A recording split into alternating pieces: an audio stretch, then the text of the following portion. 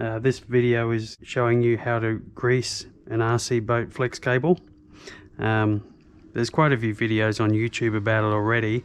They basically seem to be just people with general knowledge about RCs, but not specific boat knowledge, and it just seems like they're all copying each other and what they're saying. I don't want to waste time, but there's a few different things that you need to know. So to start off, there's two different types of cables. This is the two-piece cable.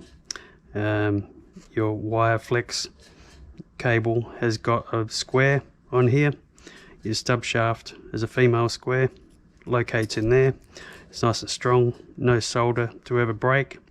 So you also can't ever lose your propeller if the cable was to snap, because there's a shoulder on here, the bushes are here, and it can never actually slide out unless you remove the strut or stinger. So that's the way TFL like to do things.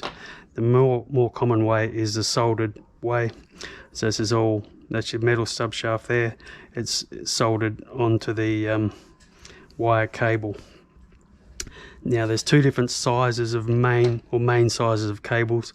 Most are going to be, for an electric boat, they're going to be 316, which is 4.76 mil, and your gas or petrol boats are going to be the larger quarter, which is 6.35 mil. After that, there's actually a couple of different designs there. The normal one, say the brushless one, is going to be 316 all the way through. So there's no difference in size there.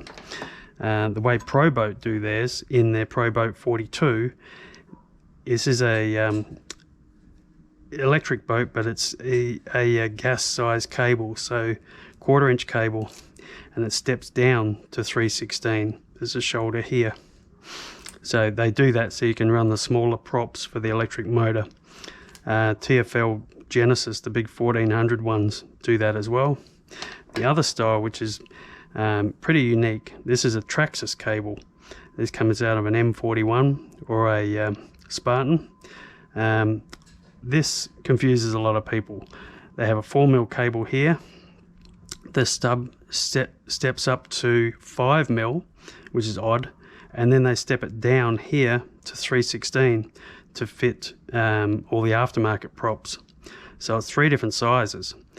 And when we do the conversion to 316, because this 4 mil cable it's just, you know, they break a lot. So when we do a 316 conversion, we go to this one here that's all the way the same size. So that's that out of the way. Now to grease the cable, on the Pro Boat one, you either take the strut off, or if you can get it out, you can pull this out, and the whole thing will come out.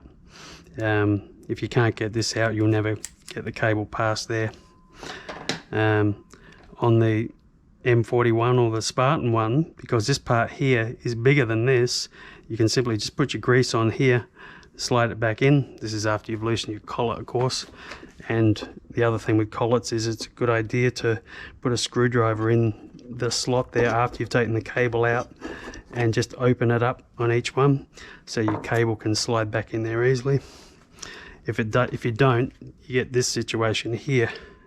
If you can see that wire is coming away there, that's because I was too lazy and I shoved the thing in, and it caught, and it's basically ruined that end of the cable. I mean, I'll just cut that much off and use it in another boat, because it's not very often I'll fit a motor back there. It would normally be a short cable anyway.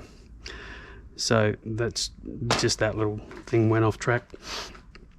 When you've got the 316 or 1/4 inch all the way through, if I grease that,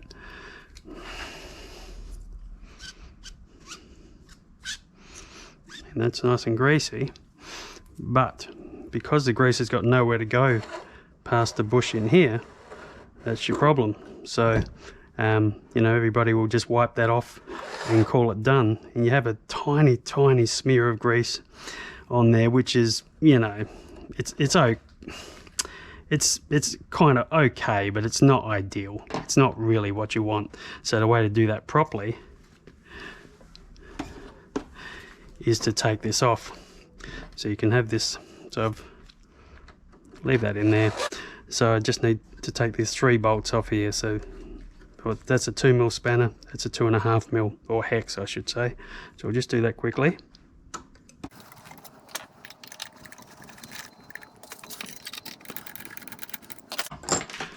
Alright, pull the whole thing out. Don't want any grease right up the end if you can help it. And grease your cable. Don't let the grease go up where the collet's going to sit, because that needs to grip. A little bit on here. So it's the same problem as before, a little bit here, but you're not going to lose too much. And slide him back in. Now I've already made sure that it will slide in that collet, because that's opened up.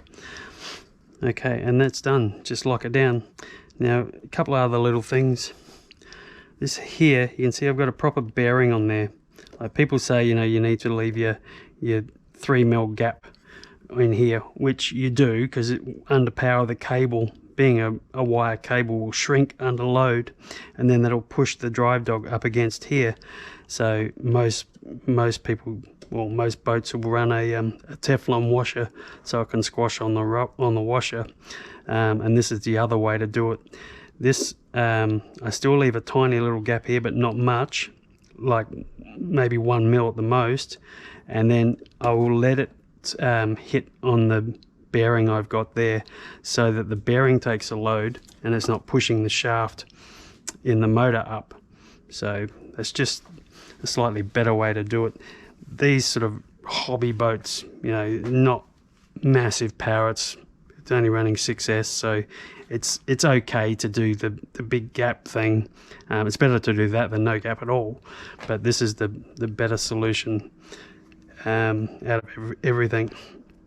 So basically that cable is going to be okay there now for, say at least half a dozen runs. People will say you got to pull it out, grease it every single time, but you know, that's just people that don't know boats. They're just reading the instructions and yeah, okay. So this is the same style stinger as we saw for the Traxxas Spartan, except that one has a lubrication nipple on here, which isn't for grease, it's for oil, like you use like your machine oil. So you put a little bit of tube on there, like water hose, just poke it onto the nipple, and then put some drops of oil. So it's not actually a greasing thing. Just one more thing while we're on shafts that people may notice, that I've got no prop nut on there, because I've been testing with this boat, just playing around with different props.